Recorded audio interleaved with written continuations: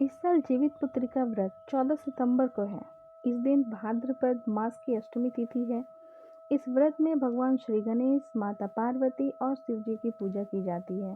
शाम के समय प्रदोष काल में भगवान शिव की पूजा करके और कथा सुननी चाहिए। वैसे इस व्रत की कथाओं को लेकर दो कथाएं प्रचलित हैं, जिसमें से एक सियारिन की और दूसरी राजा जिमुतवाहन की कथा है। आज हम इन दोनों कथाओं के बारे में आपको बताएंगे। चलिए, तो पहले जीवित पुत्री का व्रत में चीलो सियारिन की भी कथा सुनी जाती है। तो कथा इस प्रकार से है। एक वन में सेमर के पेड़ पर एक चील रहती थी। पास ही झाड़ी में एक सियारिन भी रहती थी। दोनों आपस में दोस्त थी। चीलो सियारिन से इतना प्यार करती थी कि वो जो कुछ भी खाने को लेकर आती थी, उसमें से सियारिन के लिए जरूर रख देती थी। इस तरह दोनों हंसी खुशी दिन बिता रहे थे। एक बार वन के पास गांव में औरतें जिउतिया पूजा की तैयारी कर रही थीं। चीलो ने उसे बड़े ध्यान से देखा और अपनी सखी सियारो को भी बताया। फिर दोनों सहेलियों ने तय किया कि वे भी यह व्रत करेंगी। सियारो और चीलो ने जिउतिया का व्रत रखा। बड़ी निष्ठा और लगन से मंगल कामना करके पूरे दिन निर्जला व्रत रही, मगर रात होते ही सियारिन को भूख प्यास सताने लगी। जब बर्दाश्त ना हुआ तो जंगल में जाके उसने मांस और हड्डी पेट भर कर खाया। चीलो ने हड्डी चबाने के कड़कड़ की आवाज़ सुनी तो पूछा कि ये कैसी आवाज़ है। सियारिन ने कह दिया कि बहन, भूख के मारे पेट गुड़गुड़ा रहा है, यह उसी की आवाज़ है। लेकिन चीलो ने सियारिन का झूठ पकड़ लिया। उसने सियारिन को खूब लताड़ा कि जब व्रत नहीं हो सकता तो संकल्प क्यों लिया था। चीलो रात भर भूखे प्यासे रहकर व्रत पूरा की। अगले जन्म में दोनों मनुष्य रूप में राजकुमारी बनकर सगी बहनें हुई। सियारिन बड़ी बहन और उसकी शादी एक राजकुमार से हुई, और चीलो छोटी बहन और उसकी शादी उसी राज्य के मंत्री पुत्र से हुई। बाद में दोनों राजा और मंत्री बने। सियारिन के जो बच्चे होते वे मर जाते, जबकि चीलो के बच्चे स्वस्थ और हट्टे कट्टे रहते। इससे उसे जलन होने लगी।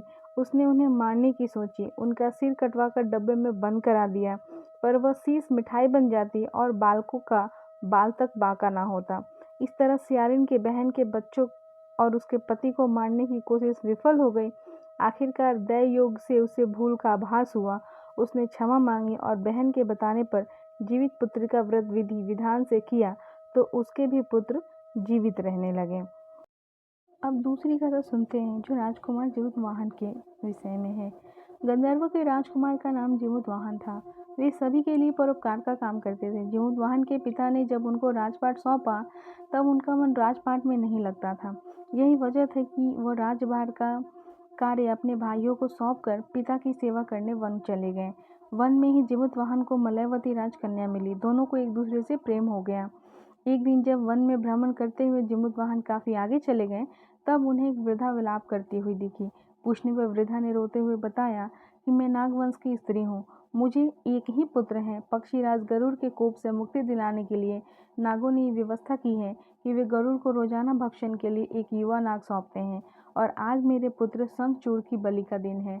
आज मेरे पुत्र के जीवन पर संकट है और थोड़ी ही देर में मैं पुत्र विहीन हो जाऊंगी। एक स्त्री के लिए इससे बड़ा दुख क्या होगा कि उसके जीते जी उसका पुत्र ना रहे। जिमुतवाहन को ये सुनकर बहुत दुख हुआ। उन्होंने उस वृद्धा को आश्वस्त करते हुए कहा कि डरो मत मैया, मैं तुम्हारे पुत्र के प्राणों की रक्षा करूंगा।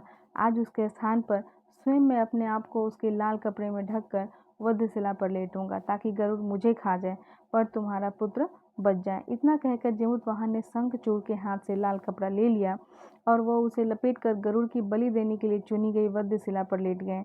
नियत समय पर गरुड़ आए और लाल कपड़े में ढके जिमुतवाहन को पंजे में दबोचकर पहाड़ के शिखर पर जाकर बैठ गए। गरुड़ ने अपनी कठोर चोंच में जिमुतवाहन पर प्रहार किया। जिमुतवाहन के शरीर से मांस का बड़ा हिस्सा नोच लिया। इसके पीड़ा से जिमुतवाहन की आंखों से आंसू बह निकले और वह दर्द से कराहने लगे। अपने पंजे में जकड़े प्राणी की आंखों में से आंसू और मुंह से कराह सुनकर गरुड़ बड़े आश्चर्य में पड़ गए, क्योंकि ऐसा पहले कभी नहीं हुआ था। उन्होंने जिमुतवाहन से उनका परिचय पूछा। जिमुतवाहन ने सारा किस्सा कह सुनाया कि कैसे एक स्त्री के पुत्र की रक्षा करने के लिए वह अपने प्राण देने आए हैं। आप मुझे खाकर अपना भूख शांत करें। गरुड़ उनकी बहादुरी और दूसरे की प्राण रक्षा के लिए स्वयं का बलिदान देने की हिम्मत से बहुत प्रभावित हुए। उन्हें स्वयं पर पछतावा होने लगा। वो सोचने लगे कि यह एक मनुष्य है जो दूसरे के पुत्र की रक्षा के लिए स्वयं की बलि दे रहा है, और एक मैं हूँ जो देवों के संरक्षण में हूँ किंतु दूसरों की संतान की बलि ले रहा हूँ। उन्होंने जीवित वाहन को मुक्त कर दिया। गरुड़ ने कहा कि हे मनुष्य, मैं तुम्हारी भावना और त्याग से बहुत प्रसन्न हूँ। मैंने तुम्हारे शरीर पर जो घाव किए हैं उसे मैं ठीक कर देता हूँ। तुम अपनी प्रसन्नता के लिए मुझसे कोई वर मांगो। राजा जीवनवाहन ने कहा कि हे पक्षीराज, आप तो सर्व समर्थ हैं। अगर आप प्रसन्न हैं और वरदान देना चाहते हैं तो आप सर्पों को अपना आहार बनाना छोड़ दें। आपने अब तक जितने भी प्राण लिए हैं उन्हें जीवन दान दे दें। गरुड़ ने सबको जीवन दान दिया और नागों की बलि न लेने का वरदान भी दिया। इस प्रकार जीवनवाहन के साहस से नाग जाति की रक्षा हुई। गरुड़ ने कहा कि जैसी तुम्हारी इच्छा वैसा ही होगा। हे राजा, जो स्त्री तुम्हारे इस बलिदान की कथा सुनेगी और विधि पूर्वक व्रत का पालन करेगी, उसकी संतान मृत्यु के मुख से निकल जाएगी। पूजा एवं ध्यान के बाद कथा सुननी चाहिए। अगर आपको जीवितवाहन चीलू सियारिन की ये कथा पसंद आई हो तो वीडियो को लाइक करें और चैनल को सब्सक्राइब करें। Thank you.